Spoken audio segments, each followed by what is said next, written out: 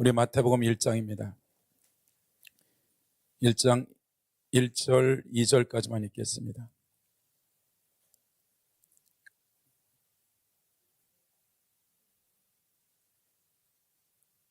시작. 아브람과 다윗의 손 예수 그리스도의 계보라. 아브람이 이삭을 낳고 이삭은 야곱을 낳고 야곱은 유다와 그의 형제를 낳고. 아멘. 우리가 지금 이제 하나님의 나라에 대해서 지금 5번째, 우리가 이제 다음 주에 룻을 보든지 아니면 넘어가든지 오늘은 유다에 대한 걸 봤으면 좋겠어요. 그래서 우리가 오전에 지금까지 하나님 나라에 공부했듯이 창세기 12장서부터 말라기까지, 그래서 2000년 동안의 실제적인 하나님 나라가 어떻게 개인으로 시작해서 나라를 이루고 그 나라의 흥망성쇠가 어떻게 되는지를 실제 이스라엘이라는 이 한 나라를 통해서 보여준 것이죠. 그래서 그 나라가 망하는 것까지, 그래서 우리가 오전에 본 대로 그 바벨론 포로 이후에 바벨론 포로에 돌아온 이 70년 뒤에 스룹바벨 성전에 대한 엄청난 회복이 된데도 이것을 마태는 기록하지 아니하고, 유다가 바벨론에서 609년에 멸망당해서 4차에 걸쳐서 이 멸망당한 이후에 1948년 독립되기 전까지 이 이스라엘은 2000년 동안의 나라가 없는 거였죠. 그래서 예수님 당시에도 여전히 로마의 통치 아래 그들이 갖고 있는 그들의 민족주의적인 솔로몬과 다윗의 영광을 찾았지만, 하나님은 그런 것들이 아니라 이제 온전히 하나님 나라가 예수 그리스도가 오셔서 자기 피로 구원할 이방인이 됐던 이스라엘이 됐던 이 나라의 왕으로서 이제 실제적인 통치가 이루어졌다고 마태는 이제 단 하나, 하나님의 나라라는 이 한 단어를 설명하기 위해서 마태복음 28장을 하려 했다. 그러니까 큰 맥락은 하나님의 나라다. 우리가 이제 4번에 걸쳐서 룻기를 통해서 어떻게 하나님 나라 헤세드가 이루어지는 것을 봤다면, 이제 아브람, 이삭, 야곱의 루멘이 이어지는 이 족보가 반드시 장자로 내려가야 되는데, 실제적으로 야곱이 에서가 장자였는데 이 차자가 이 자리를 갖고 들어가는 거죠. 그래서 야곱은 12아들을 두고 실제적으로 그가 에서처럼 그 순서에 따라 누멘이 장자가 될 수 있지만, 자기는 차서로서 이 장자의 명분을 잡는 것이 고대근동에 너무 중요한 일이기 때문에 12명 중에서 이미 요셉을 장자로 선택했는데 형들이 이제 팔아먹어서 죽은 줄 알고 있는 거죠. 그래서 아마 베냐민을 장자로 삼으려고 마음 먹었는데 이제 요셉이 살아 돌아오는 걸 알고 요셉이 이제 장자란 말이에요.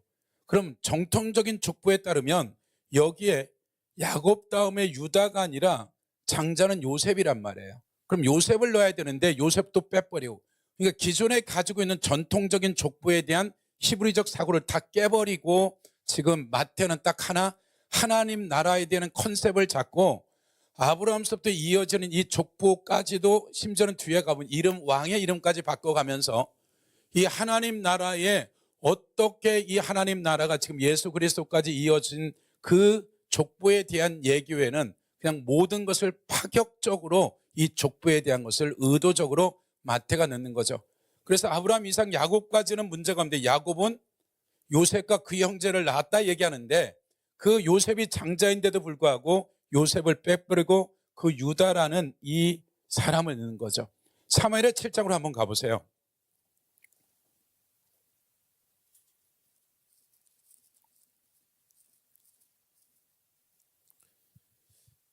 7장 보시면 우리가 같이 한번 읽어볼까요? 1장부터 7장 1절로 11절까지.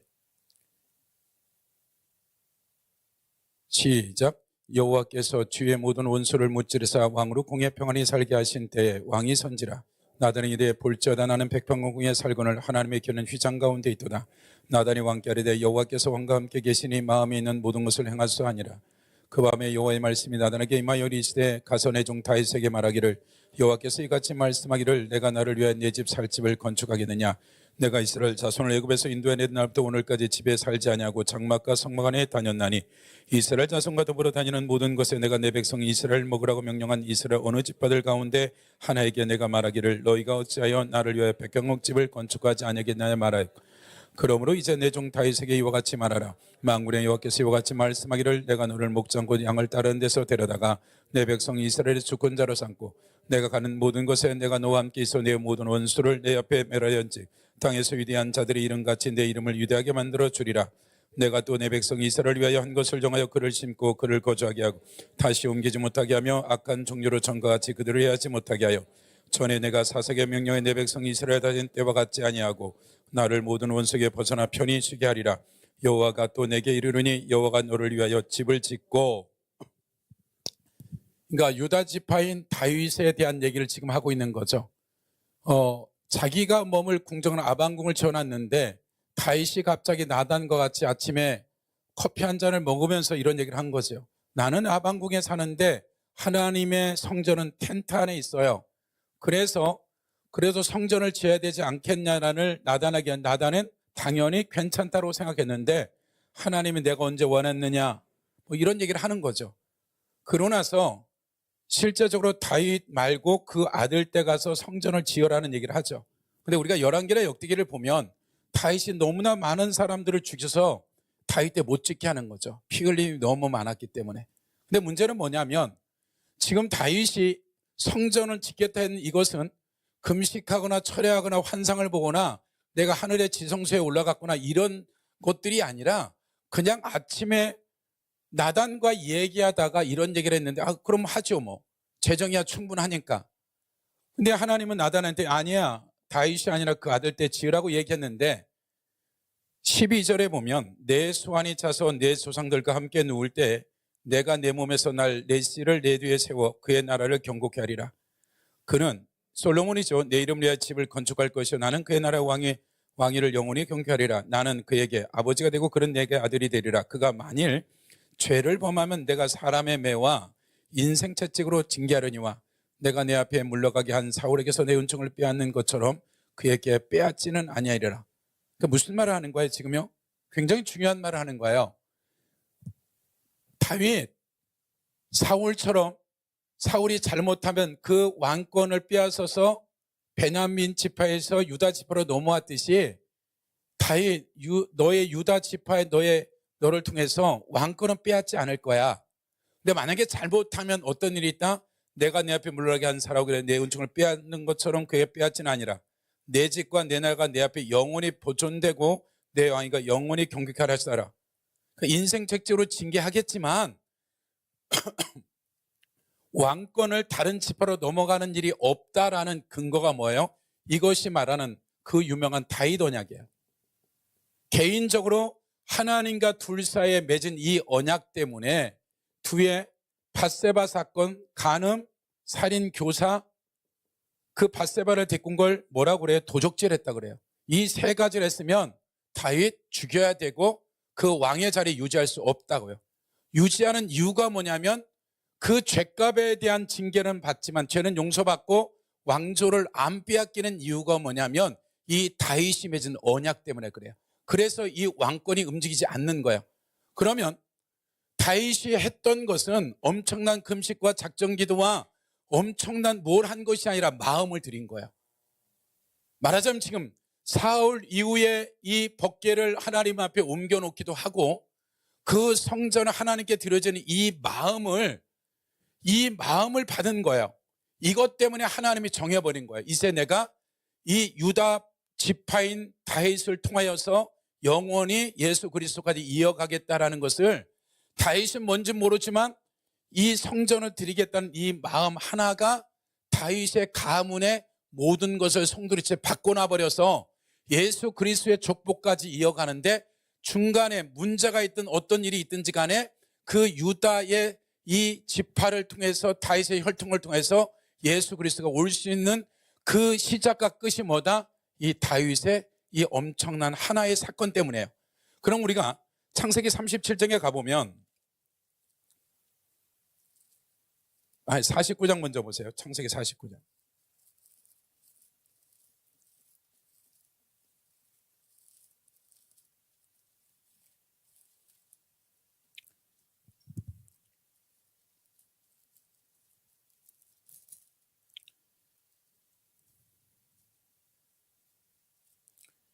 야곱이 이제 147세에 죽게 되죠. 애굽에서 17년 살고 이제 죽게 되어지는데 1절에 보면 야곱이 그 아들을 불러 이르되 너희는 모이라 너희가 후일에 당할 일을 내가 너희에게 이르리라. 그러니까 애언이 아니다. 그러니까 계속 배운 거예요. 그러니까 12지파에 대한 이 야곱의 이 말은 앞으로 이렇게 될 것을 확정하는 게 아니라 지금까지 야곱이 살아가는 동안 12아들들을 보았던 삶에 대한 평가예요. 지금 평가예요. 그래서 뭐라고 그래요? 5절에 보면 시몬과 네는 형제여 그들은 칼은 폭력의 도구라 네오나 그들의 모의에 상관하지 말지어다 내 영광아 그들의 집에 참여하지 말지어다 그들의 분노대로 사람을 죽이고 그들의 혈기대로 소의 발목 힘줄을 끌었습니다. 그 노염의 혹독하니 저주를 받을 것이요 분기가 맹렬하니 저주를 받을 것이라 내가 그들을 야곱 중에 나누며 이스라엘 중에 흩어지리라. 그러니까 지금 무슨 얘기하는 거예요? 이들에게 있어서 지금 시몬과 네이가 한 일이 뭐예요? 다말 사건 때문에 그것 때문에 이제 그들을 할례하라고 해놓고 다 쳐 죽인 이것 때문에 지금 이 네이와 시몬을 야곱이 어떤 아버지가 12아들 다 예쁘지 않겠어요? 근데 저주를 하는 거예요. 그러니까 야곱이 죽을 때쯤 되어져서 12아들에 대한 평가가 지금 애언이에요. 그러니까 지금까지 너희들이 이렇게 산 평가를 지금 야곱이 하나님께 받아서 얘기한 거란 말이에요. 우리가 8절에 보면 유다야 너는 내 형제의 산속이 될지라 내 자손이 내 원수의 목을 잡을 것이요 내 아버지 아들을 내 앞에 절해르라. 유다는 사사짓기로다 내 아들아 너는 움킨서를 짓고 올라가도다 그 엎드리고 웅크림이 숫사자가 감사자 같으니 누가 그를 범할 수 있으랴. 규가 유다를 떠나지 아니하며 통치자 지파형 그 발사에 떠나지 아니할 거다. 그러니까 유다에 대한 것은 지금 뭘 얘기하는 거예요? 왕권에 대한 얘기를 하는 거죠. 근데 실제적으로 이스라엘이 왕이라는 그 시스템을 받아들일 때 하나님이 원치 않았지만 백성이 원했을 때 왜 유다 지파가 아니라 베냐민 지파냐면 유다가 이것을 자손들에게 유언했을까? 너 우리 집안은 왕조다. 잘 살아라. 근데 막상 지금 이스라엘의 왕조가 생길 때에 유다 지파 중에 왕이 될 만한 사람이 없는데도 하나님 세울 리가 만무한 거예요. 12지파 중에서 베냐민 중에 사울이 하나님 보시기에 세울 만한 준비가 되어져 있으니까 어디예요? 유다 지파가 아니라 어디로 가버리는 거예요? 바꾸는 거예요. 유다 지파가 안 되는 거예요. 그러니까 지금 야곱이 얘기하는 이 예언적 메시지는 너희가 앞으로 더 잘 살면 바뀔 수가 있다. 그래서 네이 지파는 저주를 받았는데 출애굽기에 어떤 일이 벌어져요? 우상 숭배할 때 3,000명을 누가 죽여요? 네이 지파가 쳐 죽여요. 형제들을. 발람과 발락 사건, 비누아스의 사건이 있을 때 창으로 그 실제적인 사람을 쳐 죽이죠. 그러니까 똑같은 칼을 썼는데 이 사건으로 말미 형제들을 3,000명 죽였는데 이들은 저주에서 무슨 직분을 받아요? 영원한 네이 지파는 제사장 직분을 받아요. 그러니까 모든 구약의 선지자의 애언은 앞으로 무엇인가 되어지는 점을 치는 것들이 아니라 현재 그들에 대한 평가라고요. 계속해서 이렇게 살면 망할 거야. 근데 너희들이 돌이키면 살 길이 있어. 그러니까 선지자, 구약의 선지자 애언자가 신약에서 애언, 은사나 이런 것들이 적용되어지는 것이지 구약의 애언에 대한 건 2%도 안 돼요. 실제 무엇을 이루겠다는 것이. 그러니까 애언에 대한 것들은 뭐다? 현재 내가 살고 있는 신앙에 대한 평가지 미래에 대한 점치는 게 아니라는 거예요. 그래서 여러분들이 실제적으로 지금 이 야곱이 애언한 애언은 그 자손들이 살아내면 그 왕권을 이어받지만 실제 베냐민 지파 사울이 준비되었기 때문에 그 촛대는 베냐민 지파로 넘어간 거예요. 근데 유다 다윗이 그가 살아가는 시편 98편 한번 보실래요?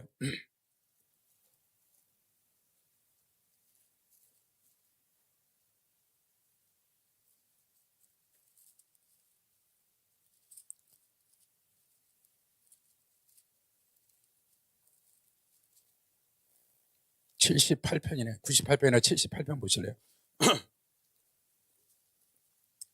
78편 70절 보면요.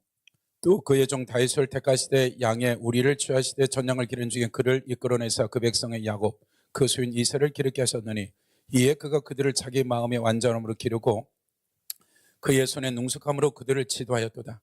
그러니까 다윗은 사무엘의 기름 부음 받기 전에 하나님이 지금 사울이 통치하는 기간 동안에 지금 다윗이 엄청난 일을 한 것이 아니라 그냥 약물을 치는 목동으로서 살아가는 목동의 삶을 보니까 이 양을 위해서 자기 목숨을 버리고 이와 같은 태도나 중심을 보고 이 다윗에게 내가 백성을 맡기겠다는 얘기가 사무엘이 기름 붓고 골리앗 쳐 죽였을 때가 아니라 이미 자기 직업 안에서 그냥 막내로서 말도 안 되는 이 양치기를 하는 데 있어서 자기 목숨을 걸고 양 새끼를 지키고 양을 지키는 걸 보고 하나님이 감동된 거예요.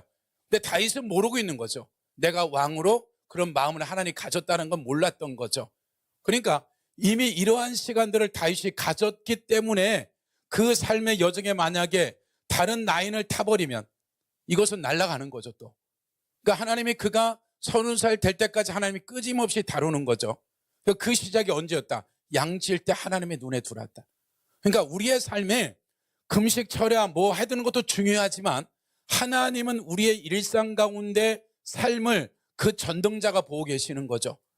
그러니까 우리의 삶이 얼마나 중요한지 몰라. 우리가 뭘 해서가 하나님 감동되는 게 아니라 우리의 삶 자체가 금식 철야 기도 중요하다. 근데 그것 때문에 뭐가 바뀌고 이런 건 바뀔 수도 있지만 그것을 하는 근본적인 목적이 뭐다? 우리 삶이 실제적인 하나님 나라가 실제화되지 않는 것이 그냥 꽝인 거예요. 그러니까 우리가 예배를 드리고 임재를 받고 금식하러 철을 하고 은혜를 받는 건 중요한데 그걸 가지고 우리의 삶의 현장 가운데 살아내지 않는 건 다 꽝인 거예요. 그러니까 저나 여러분의 삶에 있어서 다윗이 어디서 10대에 양치기 할 때 하나님의 눈동자에 들은 거예요. 그리고 주의 깊게 본 거죠. 그러니까 다시 우리가 창세기 37장으로 가보세요.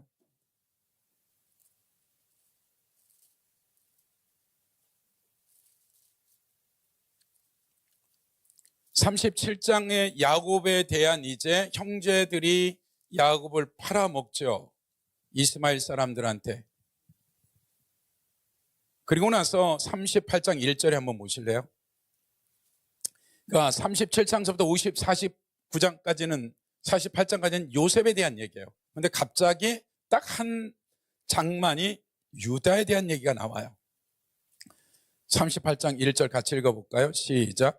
그 후에 유다가 자기 형제들로부터 떠나 내려가서 아둘람 사람 히라와 가까이 하니. 그 후란 말은 뭐예요? 앞에 37장에서 요셉이 너무 꿈을 꾸고 마음에 안 드니까 아버지 심부름 왔다가 어떻게 돼요? 죽이려다가 그를 이스마엘 사람들에 팔아먹는 거죠. 근데 그 중에 25절에 보면 37장 그들이 앉아 음식을 먹다가 눈을 들어본 적 한 무리의 이스마엘 사람들이 길리앗에서 오는데 그 낙타들의 향품과 유황과 몰약을 싣고 애굽으로 내려간지라.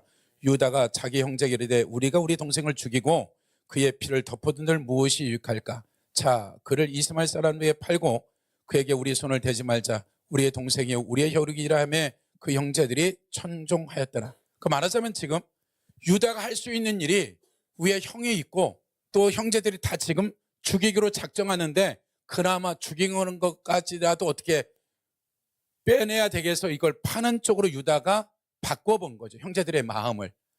그리고 나서 지금 38장 1절 그 후에 그러니까 지금 유다가 그냥 가출한 거예요. 모든 거 정리하고 이꼴저꼴 보기 싫어서. 무슨 짓을 했다? 아둘람 사람 히라 가까이 아니라 유다가 거기서 가나안 사람 수아라는 자가 딸을 보고 그를 데리고 동침하니 그가 임신의 아들을 낳으며 유다가 그 이름을 에리라 하니라. 그가 다시 임신의 아들을 낳고 그의 이름을 오난이라 하고 그가 또 다시 아들을 낳고 그의 이름을 세라라 하니라. 그가 셀라를 낳을 때 유다는 거십에 있었더라. 유다가 장자 엘을 위하여 아내를 데려오니 그 이름은 다말이더라. 유다의 장자 엘이 여호와 보시기에 악함으로 여호와께서 그를 죽이신지라. 유다가 요난의 그대 내 형수에게 들어가라. 남편 내 아우 계대 결혼이죠. 본물을 행하여 내 형을 위하여 씨가 있게 하라. 오난이 그 씨가 자기 것이 되지 않은 줄 알며 형수에게 들어갔을 때 그의 형에게 씨를 주지 아니하려고 땅에 설정하며 그 일이 여호와 보시기에 악하여므로 여호와께서 그도 죽였다. 그러니까 지금 이방인과 유다가 다말과 결혼했는데 낳은 자식 둘 다 그냥 하나님 죽여버린 거죠.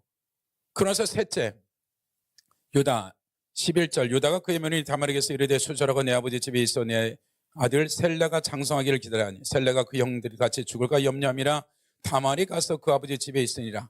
얼마 후에 유다가 아내 수아의 딸이 죽은지라. 유다가 위로를 받은 후에 그의 친구 아둘람 사람 히라와 함께 딥나로 올라가서 자기의 양털 깎는 자에게 이르렀더니 어떤 사람이 다말에게 말하되 내 시아버지가 자기의 양털을 깎으려고 딥나에 올라왔다 한지라.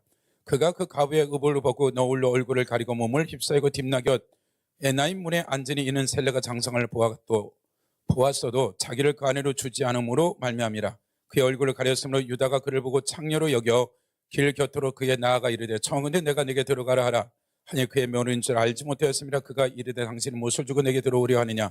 유다가 이르되 내가 내 떼에서 염소 새끼를 주리라. 그가 이르되 당신이 그것을 줄 때까지 담보물을 주겠느냐. 유다가 이르되 무슨 담보물을 내게 주라. 그가 이르되 당신에게 도장과 그 끈과 당신의 손에 있는 지팡이도 하다. 유다가 그것들을 그에게 주고 그에게 들어갔더니 그가 유다로 말미암아 임신하였더라. 그가 일어나 떠나고 그 너울을 벗고 가후의 옷을 도로 입으니라. 유다가 그 친구 아들람 손에 붙다가 염소 새끼를 보내고 그 여인의 손에 담보물을 찾으라 했으나 그가 그 여인을 찾지 못한지라. 그가 그 사람에게 물어 이르되 길것 에나미에는 창녀가 어디 있느냐. 그들이 이르되 여기는 창녀가 없느니라. 그가 유다에게 돌아와 이르되 내가 그를 찾지 못하고 그곳의 사람도 이르기를 거기에는 창녀가 없다 하더이다 하더라. 유다가 이르되 그가 그것을 가지고 두라 우리가 불검을 당하노라. 내가 이 염소 새끼를 보냈으니 그대가 그를 찾지 못하노라. 석 달쯤 후에 어떤 사람이 유다에게 일러 말하되 내 며느리 다말이 행함했고 그 행함으로 말미암아 임신하였느니라. 유다가 이르되 그를 끌어내 불살하라. 여인이 끌려갔을 때 사람을 보내 시아버지에게 이르되 이 물건의 임자로 말미암아 임신하였나이다. 청하건대 보소. 이 도장과 그 끈과 지팡이가 누구의 것이냐는지라. 유다가 그것을 알아보고 이르되 그는 나보다 옳도다. 내가 그를 내 아들 셀라를 주지 아니하였음이라 하고 다시는 그를 가까이지 아니하였더라. 해산할 때 보니 쌍태라. 해산할 때 손이 나온지라. 삼박 이르되 이는 먼저 나온 자라 하고 홍색실을 가져다가 그 손에 메었더니 그 손을 들어들이면 그 아우가 나오는지라. 삼박 이르되 내가 이르되 터뜨리고 나오느냐 하였으나 그 이름을 베레스라 했고 그 형 손에 홍색실 있는 자가 뒤에 나오는 그 이름은 세라라 했더라. 그러니까 지금 뜬금없이 유다가 가출해서 지멋대로 살아서 이방인과 결혼해서 낳은 두 자식을 죽고 셋째 살라가 죽을까 봐 보호하고 있었는데 다말이 시아버지와 같이 관계를 맺어서 지금 베레스와 세라를 낳은 거죠. 세상적인 도덕적으로 봐서 말도 안 되는 얘기죠. 분명하게 유다에게 셀라가 있는데도 불구하고 이 다윗의 형통을 잇는 것은 베레스와 세라로 가버려요.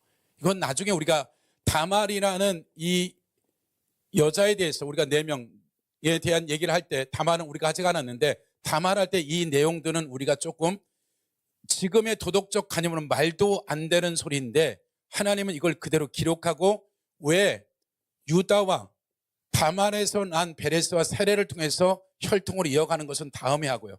지금 무슨 얘기를 하냐면 유다가 형제들이 하는 꼬라지가 보기 시켜서 나가서 결혼해서 살았는데 삶이 피폐해진 거죠. 두 자식이 결혼해서 죽게 되고 자기는 며느리와 같이 관계를 맺어서 자식을 낳게 되고 처절할 정도의 삶이 뒤틀어져 버린 거죠. 이것이 한 장에 딱 기록해 놓고 나서 나머지는 다 요셉에 대한 얘기가 끝까지 창세기가 가요. 근데 뒤에 가보면 이제 요셉이 총리가 되죠. 44장으로 가보세요. 한번 이제 곡식이 없어서 곡식 사러 갔다가 다시 두 번째 왔을 때 사건이죠. 44장 1절을 우리가 13절까지 읽어볼까요?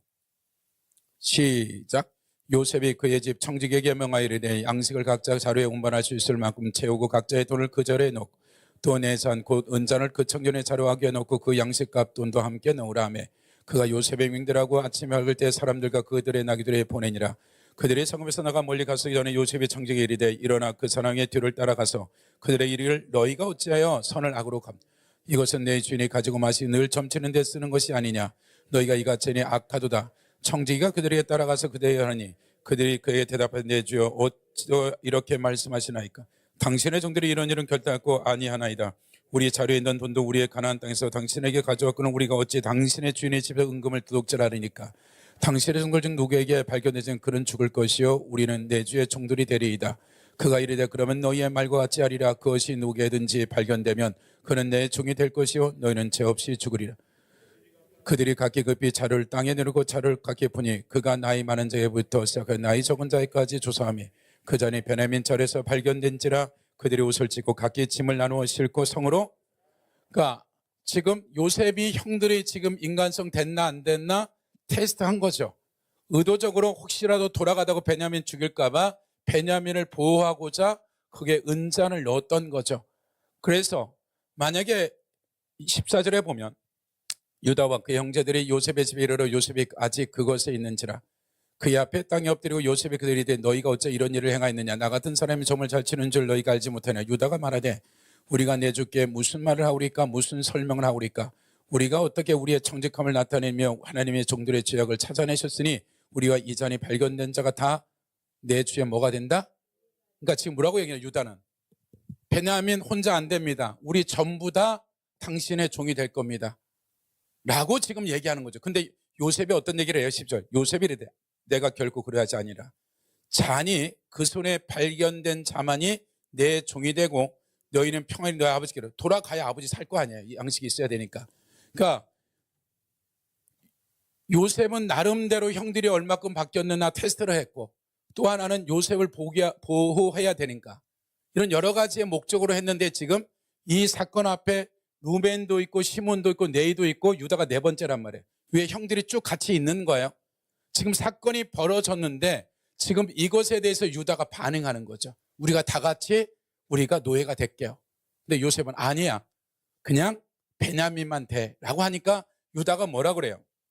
18절 유다가 그에게 가까이 가서 이르되 내 주여 원하건대 당신의 종에게 내 주의 귀한 한 말씀을 아뢰게 하소. 주의 종에게 노하여 맞춰서 주는 바로와 같음이라. 이전에 내 주께 종들이 물으시되 너희는 아버지 있느냐 아우가 있느냐 하시기로 우리가 내 주께 아뢰기를 우리에게 아버지가 있으니 누이니요 또 그의 노년을 얻은 아들 청년이 있으니 그의 형은 죽고 그의 어머니가 남긴 것은 그뿐이므로 그의 아버지가 그를 사랑하려 하더이더니 주께서도 종들이 이르되 그를 내게로 데리고 내려와서 내가 그를 보게 하라 하시기로 우리가 내 주 말씀하기를 그 아이는 그의 아버지를 떠나지 못하지니 떠나면 그 아버지가 죽겠나이다. 주께서 또 주의 종에게 말씀하시되 너희 막내 아우가 너희와 함께 내려오지 아니하면 너희가 다시 얼굴을 보지 못하라 하시기로 우리가 주의 종 우리 아버지에게로 돌아 올라가서 내 주 말씀을 그에게 하리었나이다.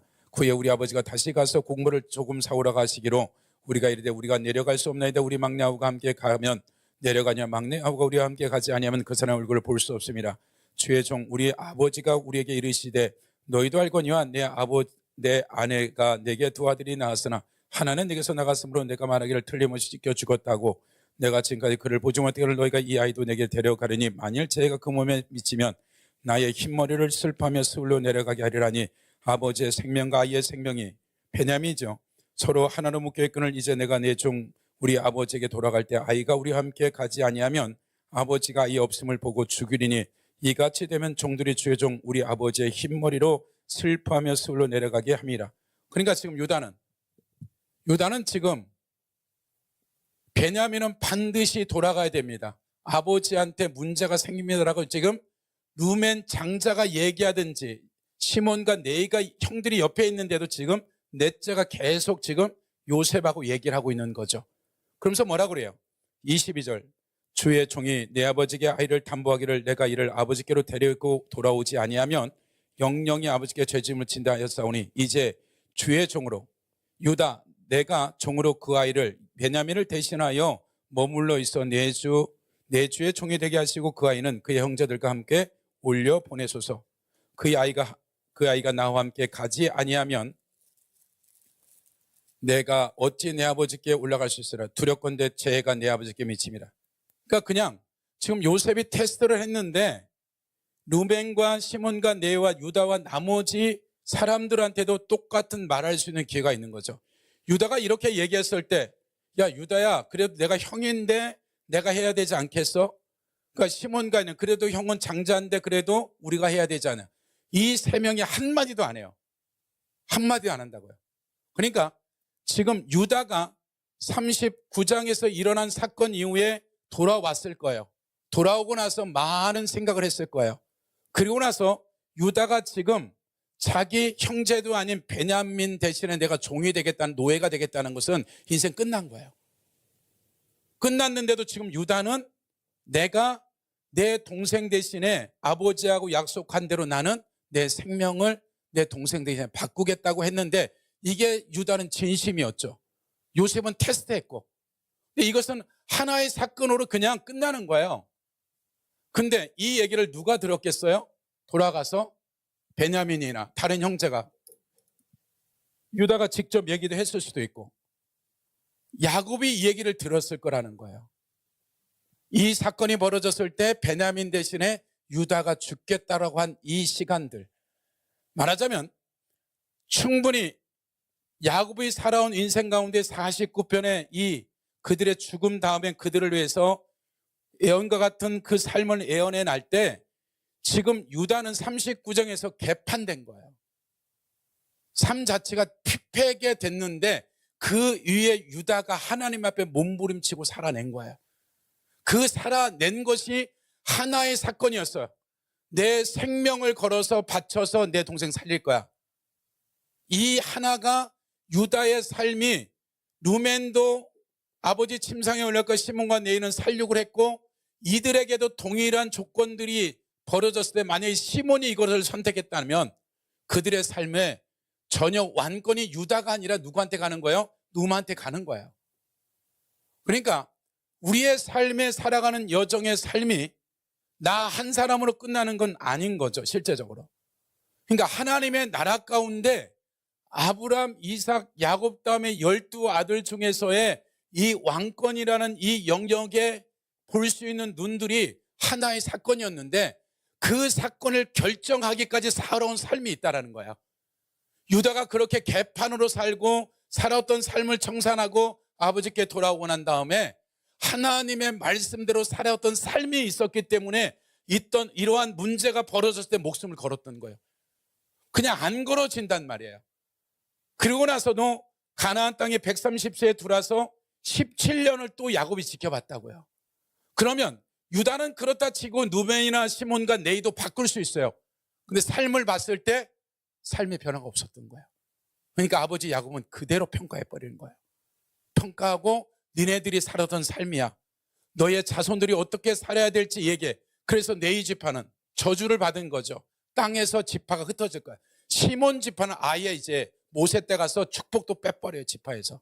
그리고 유다 지파에 흡수돼서 시몬 지파는 싹 사라져버려요. 네이 지파가 똑같이 되어졌는데 그들이 결정적인 순간 우상숭배 가운데 나가서 똑같이 이방인도 알고 자기 형제를 쳐 죽였는데, 네이 지파는 제사장이라는 엄청난 하나님이 주신 제사장 왕 선자 중에 한 직임을 가져버리는 거죠. 그러니까 우리의 삶에 있어서 다윗이, 그러니까 모르는 거예요. 다윗이 그냥 커피 한 잔 먹으면서 성전 지어야 되겠다. 돈이 없는 게 아니라, 없는 돈 뭐 그냥 헌금식에 넘쳐 재정은. 근데 그 마음을 그냥, 그 마음이 유다 지파의 왕권을 예수 그리스도가 연결할 수 있는 그 선택이었다고요. 그러니까 애언이 아니, 정해진 게 아니란 말이에요. 그러니까 우리가 하나님 앞에서의 하나님의 나라를 우리가 배우는데, 왜 여기에 요셉이 마땅히 축복해, 아브라함, 이삭, 야곱, 요셉과 그 형제들이라고 나와야 되는데 왜 유다와 그의 형제들이라고 나오냐는 거예요. 족보를 완전히 파괴시켜버리고 왜 유다가 들어갔는지에 대해서 지금 마태는 하는 거죠. 그러니까 그런 어떠한 정통과 말씀과 우리가 오전에도 배웠지만 헤세드가 되어졌던, 기업 물을 것이 됐던, 계대 계륜이 됐던 그 헤세드를 세우는 것이 말씀을 뛰어넘는 긍휼과 사랑을 하는 것과 그것을 지키는 것과 또 다른 차원인 것이에요. 그러니까 유다가 지금 근거를 찾을 수 있는 것은 지금 39절에는 완전히 형제들과 등을 져서 지멋대로 살아 제꼈는데 삶이 문제가 되니까 다시 돌아가서 하나님 뜻대로 살면서 다뤄진 거예요. 그러니까 그 시간은 야곱이라는 아버지 밑에서 12아들들에게 동일한 시간과 환경이었단 말이에요. 그 안에서 유다는 이제 결정적인 한순간에 그가 선택을 하는 거죠. 내 생명을 걸겠다. 내 동생 살려주세요. 이 하나 때문에 어떻게 되는 거예요? 그 삶은 야곱이 들었고, 그리고 또 애굽에 내려와서 17년을 지켜본 거야. 12명을요. 그러니까 네이와 시몬은 안 바뀐 거예요. 그러니까 그대로 죽을 때 그냥 평가하고 죽는 거예요. 그러니까 하나님의 나라는 과거를 우려먹는 것도 아니고 미래를 어떻게 우리가 그냥 희망 어떤 비전을 갖는 한 것도 아니고 현재 우리의 삶은 하나님 나라 가운데 현재 오늘 현재가 내일을 보장하지 언제가 뭐가 될 거니는 절대 그럴 일이 없어요. 과거에 내가 10시간 기도하고 10시간 성경 읽고 아니 내가 50배 100독을 했더라도 오늘 기도는 몇 시간 하고 오늘은 성경 읽느냐가 문제지 과거가 분명히 참고는 돼. 근데 과거를 가지고 살 수 없다고. 10년 전에 나는 성경 읽었고요. 내가 10년 전에 아니 그럼 오늘은 지금 어떻게 하냐는 거. 오늘. 그러니까 다른 평가할 거 없어요. 오늘이에요. 어제도 일주일도 이미 끝난 거야. 사울이 처음에 왕이 됐을 때 얼마나 순전하고 영적인 사람이었어요. 기본이 얼마나 그 전쟁에 이겼는데 그가 죽고 나서 자식들이 다 쳐죽임을 당해. 40년 동안 우상숭배하고. 자식들이 쳐죽임을 당할 정도면 기도원이 무슨 삶을 사는 거야? 개판 사는 거지. 우리는 그냥 어떻게 해요? 300용사로서 이긴 게 기도원의 실력이 하나님의 능력이었지. 그러니까 우리가 하나님 앞에 살아가는 하나님 나라는 현재 진행형이에요. 그 나라가 내 삶의 가정과 직장과 일터 가운데 삶의 현장 가운데 실제 하나님 나라가 보여지고 만져지고 맛보아지지 않으면 뭔가 지금 내 삶의 시스템에 문제가 생긴 거야. 그러니까 우리가 하나님 나라를 배우는 데 있어서 이 나라가 실제 하나님 나라가 운행되어지고 있다고요. 그 밑에 세상 나라가 있을 뿐이에요. 하나님의 나라가 이 나라에 있는 백성들을 통해서 하나님의 계획과 경륜이 이루어질 뿐이에요. 그러니까 아수르 바벨론의 유다가 완전히 멸망했을지라도 그냥 에스겔 미리 보내서 5년 전에 보내서 준비하고 미리 한 사람 다니엘을 보내고 나라가 다 초토화되고 예배도 없고 왕도 없을지라도 성전도 없을지라도 하나님이라 하는 거예요. 그러니까 하나님의 나라는 그 아브라함부터 말라기까지 이루었던 이 사실이 2026년도를 살고 우리가 살고 있는 나라인 거죠. 우리가 50년대 60년대 큰 교회들 그 좋은 영락교회는 큰 교회들이 이 한국에 영향력을 미쳤단 말이에요. 근데 그 세대가 지나가고 난 다음에 구로턱에는 남아있지만 영향력은 지금 없는 거예요. 왜요? 그 다음 세대가 그 다음 세대에 준비하지 않았기 때문에. 그러니까 저나 여러분의 삶에 살아가는 이 영역이 단순히 죽어서 천국 가는 정도가 아니라 그 천국 갈 것을 이 땅에서 준비할 뿐만 아니라 실제 하나님의 나라가 내 삶의 실제가 되어지는 거죠. 그러니까 유다가 선택된 건 뭐예요? 한 사건이었다고요. 그 한 사건을 선택하는데 그냥 갑자기 된 게 아니라고요. 살아낸 게 있단 말이에요. 살아낸 게 있기 때문에 다윗이 짐승을 키울 때 목숨 걸고 살았던 삶이 왕으로서의 그런 구주를 갖춘 거지. 그러니까 어떤 결정을 하고 선택을 하는 것은 어느 날 갑자기 그냥 제비 뽑듯이 우연히 되어지는 게 아니에요. 내가 그것을 선택할 만한 실력을 갖추지 않으면 그냥 지나가 버리는 거예요. 우리가 아무개처럼 될 수 있다고요. 보아스나 루시나 나오미가 그냥 어떻게 신앙이 된 게 아니라 그 영역에 끊임없는 대가를 지불해가면서 그 실력을 키웠기 때문에 그걸 잡아낸 거고, 아무개는 그 기회가 왔는데도 그것을 놓쳐버린 거예요. 돈 몇 푼 때문에. 그러니까 우리의 삶에 우리가 배우는 하나님 나라가 실제라고 생각하지 않으면 우리는 예배 드릴 때는 은혜가 되어지는데 우리의 삶의 상황 가운데서는 하나님의 나라와는 전혀 상관없는 사사기와 같은 삶을 살 수 있다. 무서운 얘기인 거죠. 그러니까 우리가 하나님의 백성도로서 예배 때뿐만 아니라 나머지 모든 시간들을 하나님의 나라 가운데 통치하고 다스리는 한 백성으로서 하나님과 같이 그 일을 하기를 원하는 것이 하나님의 마음이다. 그래서 우리를 그런 실력을 키울 때까지 하나님 우리를 다루실 거다. 그러니까 중요한 건 유다가 넘어졌어. 네이가 넘어졌을지라도 잘못했을지라도 하나는 기회를 준다 안 준다? 죽기 전까지 기회를 준다. 할렐루야. 그러니까 여러분이 유다와 같은 한 번의 이 엄청난 축복을 받을 수만 있다. 다윗 언약과 같은 걸 받을 수만 있다. 그러니까 다윗에게만 준 게 아니에요. 우리에게도 줬단 말이에요. 근데 그것이 어떤 사건인지 모른다. 그러니까 매번 견적이 안 나오는 거예요. 그냥 그래서 진리 앞에 선택을 해야 되는 거야. 예. 돈의 사이즈의 문제도 아니고 하나님이 다윗의 마음을 딱 받아버리니까 어디에 너를 통해서 왕조 안 바꾸겠다 끝나버린 거예요. 하나의 사건이. 근데 그 사건을 이루는데 실력을 키워야 된다. 그런 한 주 되시길 예수 이름으로 축복합니다.